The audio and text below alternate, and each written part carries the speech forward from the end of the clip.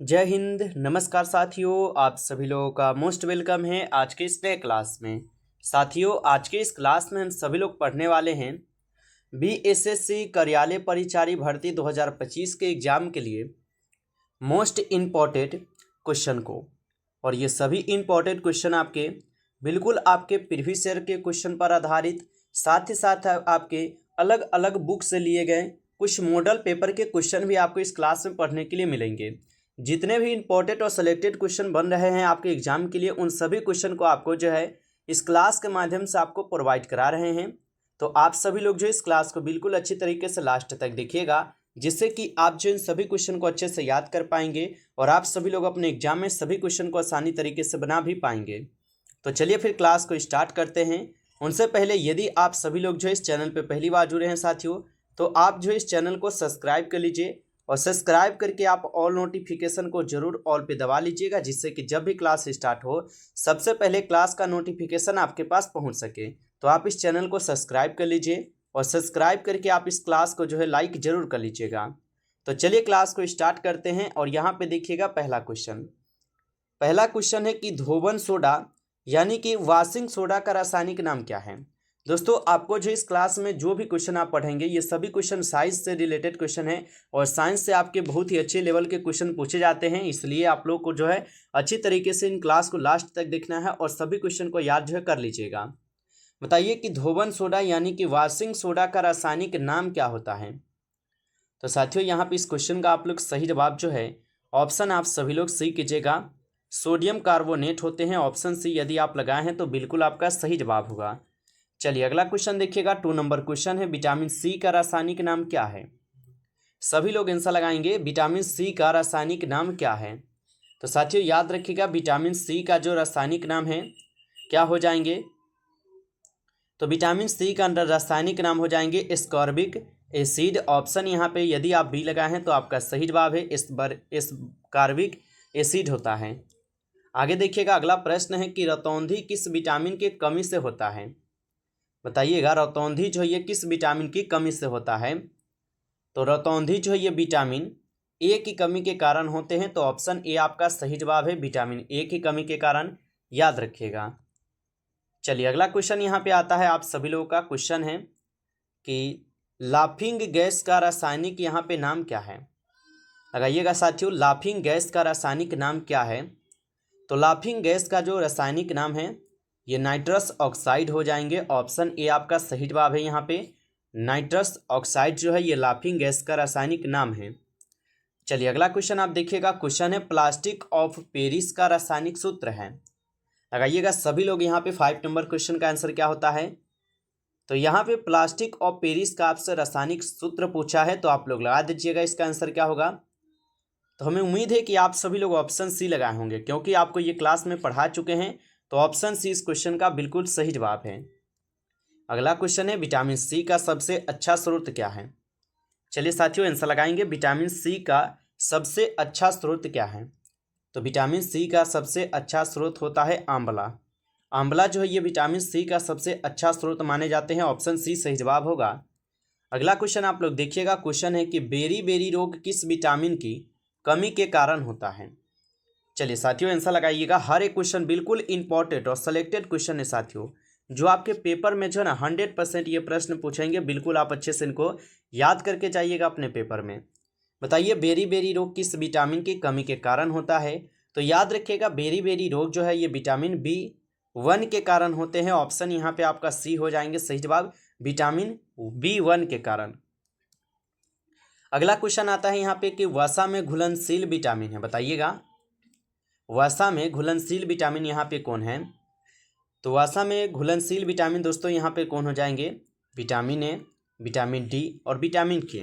ये तीनों क्या है, तो ये वसा में घुलनशील विटामिन है, इसलिए आपका सही जवाब डी होगा। इनमें से सभी क्या है, तो ये सभी वसा में घुलनशील विटामिन है। अच्छे से आप इनको याद रखिएगा। चलिए अगला प्रश्न यहाँ पे आता है कि जल में घुलनशील विटामिन है। यहाँ में अभी आपसे क्या पूछा है, जल में घुलनशील। इससे पहले क्या था, वसा में घुलनशील। लेकिन यहाँ पे प्रश्न क्या है, जल में घुलनशील विटामिन क्या है। तो साथियों लगा देंगे, जल में घुलनशील विटामिन आपका कौन होगा। तो विटामिन बी भी होगा और विटामिन यहाँ पे सी भी होगा। ये दोनों क्या है, तो ये जल में घुलनशील विटामिन होते हैं। ऑप्शन आप यहाँ पे सी लगा दीजिएगा, ये दोनों होगा। चलिए अगला क्वेश्चन देखिएगा। अगला क्वेश्चन है विटामिन ए की कमी से कौन सा रोग होता है। चलिए विटामिन ए की कमी से कौन सा रोग होता है आपको ये बताना है। तो साथियों हम लोग पढ़े हैं विटामिन ए की कमी से हम लोग शुरुआती दौर में ही देखे हैं रतौंधी रोग होता है, इसलिए ऑप्शन हम लोग बी लगा देंगे, रतौंधी रोग होता है, याद रखिएगा। अगला प्रश्न आता है विटामिन बी का रासायनिक नाम क्या है। चलिए बता दीजिएगा। विटामिन बी का रासायनिक नाम आपसे पूछा है दोस्तों, तो क्या लगाएंगे। तो विटामिन बी का जो रासायनिक नाम है यहाँ पे आपका क्या हो जाएगा। तो यहाँ पे 11th नंबर क्वेश्चन का जिन भी साथी ऑप्शन यहाँ पे बी लगाए हैं थायमिन, उनका बिल्कुल सही जवाब होगा। थायमिन जो है विटामिन बी का रासायनिक नाम है दोस्तों, याद रखिएगा। अगला प्रश्न आता है विटामिन ए का रासायनिक नाम क्या है। चलिए काफ़ी इंपॉर्टेंट क्वेश्चन करा रही है सभी क्वेश्चन, बिल्कुल अच्छे से इनको याद कर लीजिएगा। विटामिन ए का रासायनिक नाम क्या है। तो विटामिन ए का रासायनिक नाम होता है यहाँ पे रेटिनॉल। ऑप्शन ए कीजिएगा, रेटिनॉल जो है ये विटामिन ए का रासायनिक नाम है। अगला प्रश्न यहाँ पे आता है आपका कि बेकिंग सोडा, यानी जिसको खाने वाले सोडा बोलते हैं हम लोग, तो बेकिंग सोडा का रासायनिक यहाँ पे नाम क्या है। चलिए लगाइएगा आप लोग, बेकिंग सोडा का रासायनिक नाम क्या होता है। तो बेकिंग सोडा का रासायनिक नाम हो जाएंगे साथियों यहाँ पे क्या, सोडियम बाइकार्बोनेट। ऑप्शन यहाँ पे आपका बी जो है इस क्वेश्चन का सही जवाब है। सोडियम बाइकार्बोनेट जो है ये बेकिंग सोडा का रासायनिक नाम है। चलिए अगला प्रश्न यहाँ पे देखिएगा। क्वेश्चन आता है कि बिना बूझा चूना का सूत्र रासायनिक सूत्र है। तो बिना बूझा चूना का जो है यहाँ पे आपसे रासायनिक सूत्र पूछ दिया गया है, तो आप लगा देंगे CaO होता है। यदि आप डी लगाए हैं इस क्वेश्चन का तो बिल्कुल सही जवाब है आपका, डी हो जाएगा। आगे देखेंगे क्वेश्चन आता है कि शुष्क बर्फ कहा जाता है। तो शुष्क बर्फ जो है ना ये कहा जाता है, तो शुष्क बर्फ बोले जाते हैं ठोस कार्बन डाइऑक्साइड को। ऑप्शन ए साथियों बिल्कुल इस क्वेश्चन का सही जवाब होगा, ठोस कार्बन डाइऑक्साइड को शुष्क बर्फ कहा जाता है। अगला प्रश्न आता है स्कर्वी रोग किस विटामिन के कमी के कारण होता है।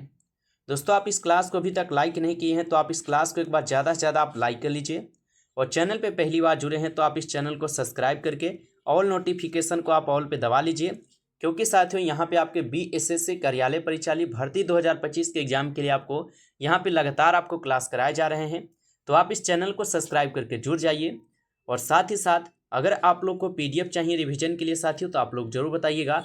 बिल्कुल आपको free of cost PDF revision के लिए यहाँ से प्रोवाइड किए जाएंगे, जिससे कि आपकी तैयारी बहुत ही बेहतरीन हो पाए। तो इसलिए आप लोग हमें कमेंट में जरूर बताइएगा PDF के लिए, और क्लास को आप लाइक नहीं किए हैं तो लाइक करके सब्सक्राइब करके जुड़ जाइएगा। ओके चलिए आगे देखते हैं अगला क्वेश्चन क्या है। क्वेश्चन आता है यहाँ पे आपका विटामिन डी का सर्वोत्तम स्रोत क्या है।